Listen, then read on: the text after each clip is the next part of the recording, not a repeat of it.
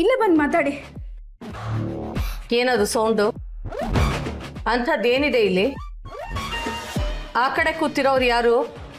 Monitor ನೋಡಿಕೊಂಡು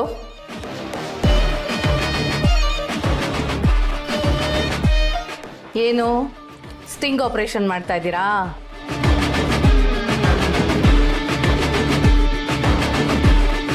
ನಾನು ಯಾರು ಎಂಥವಳು ಅಂತ ಪತ್ತೆ ಹಚ್ಚಕ್ಕೆ ಈ ಕೆಲಸನಾ?